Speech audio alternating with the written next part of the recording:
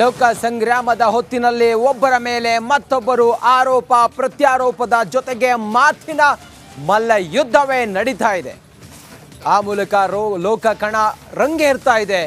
ಒಬ್ಬರ ಮೇಲೆ ಒಬ್ಬರು ಆರೋಪ ಪ್ರತ್ಯಾರೋಪದ ಜೊತೆಗೆ ಹಿಟ್ಲರ್ ಅನ್ನೋ ಚರ್ಚೆ ಈಗ ಬಂದಿದೆ ನೋಡಿ. ಯಾಕೆ ಅಂತ ಹೇಳಿದ್ರೆ ಬಿಜೆಪಿ ಮೇಲೆ ಕಾಂಗ್ರೆಸ್ನ ನಾಯಕರು ವಾಗ್ಬಾಣವನ್ನ ಮಾಡ್ತಾ ಇದ್ದಾರೆ. ಬಿಜೆಪಿಯನ್ನ ಹಿಟ್ಲರ್ ಮುಸೋಲಿನಿಗೆ ಹೋಲಿಸಿದ್ದಾರೆ ಸಿಎಂ ಸಿದ್ದರಾಮಯ್ಯ.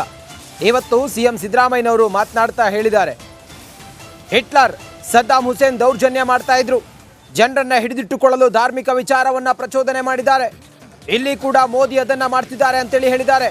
ರಾಮ ಮಂದಿರ ಕಟ್ಟೋದಕ್ಕೆ ಅಥವಾ ರಾಮ ಮಂದಿರ ಕೂಡ ಅದೇ ರೀತಿಯಾಗಿ ಕಟ್ಟಿದ್ದು ಅಂತೇಳಿ ಹೇಳಿದ್ದಾರೆ. ಬೆಂಗಳೂರಿನಲ್ಲಿ ವೀರಪ್ಪ ಮೊಯ್ಲಿ ವಾಗ್ದಾಳಿಯನ್ನ ಮಾಡಿದ್ದಾರೆ.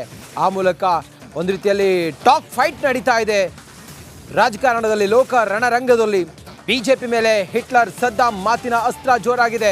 ಬಿಜೆಪಿ ಮೇಲೆ ಕಾಂಗ್ರೆಸ್ನ ನಾಯಕರುಗಳು ವಾಗ್ಬಾಣ ಮಾಡ್ತಾ ಇದ್ದಾರೆ. ಪ್ರಜಾತಂತ್ರದಲ್ಲಿ ನಂಬಿಕೆ ಇಲ್ಲ, ಅವರು ಸರ್ವಾಧಿಕಾರದಲ್ಲಿ ನಂಬಿಕೆ ಇಟ್ಕೊಂಡಿರ್ತಕ್ಕಂಥವ್ರು.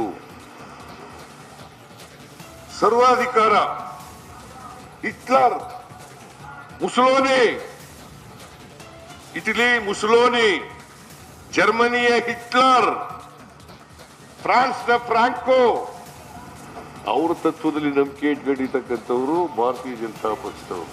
ಬಿಜೆಪಿಯವರಿಗೆ ಪ್ರಜಾತಂತ್ರದಲ್ಲಿ ನಂಬಿಕೆ ಇಲ್ಲ. ನರೇಂದ್ರ ಮೋದಿ ಅವರನ್ನ ಹಿಟ್ಲರ್ಗೆ ಹೋಲಿಸಿರುವಂಥದ್ದು,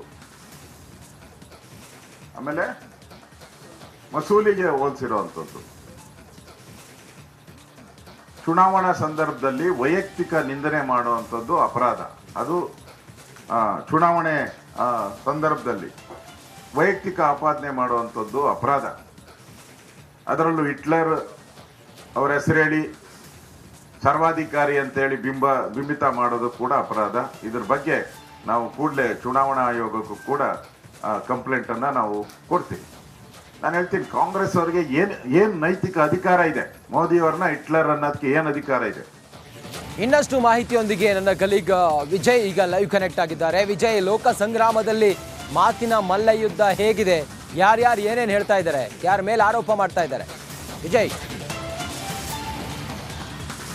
ರಂಜಿತ್, ಲೋಕಸಭಾ ಚುನಾವಣೆ ಮತದಾನ ಇನ್ನು ಕೆಲವೇ ದಿನಗಳು ಬಾಕಿ ಉಳಿದಿರುವಂಥ ಬೆನ್ನಲ್ಲೇ, ಮೊದಲ ಹಂತದ ಮತದಾನಕ್ಕೆ ಕೆಲವೇ ದಿನಗಳು ಬಾಕಿ ಉಳಿದಿರೋ ಬೆನ್ನಲ್ಲೇ ಬಿಜೆಪಿ ಕಾಂಗ್ರೆಸ್ ನಡುವಿನ ವಾಕ್ಸಮರಗಳು ಕೂಡ ಜೋರಾಗಿರುವಂಥದ್ದು. ರಾಜಕೀಯ ಪಕ್ಷಗಳ ನಡುವಿನ ವಾಕ್ಸಮರ ಜೋರಾಗಿರುವಂಥದ್ದು.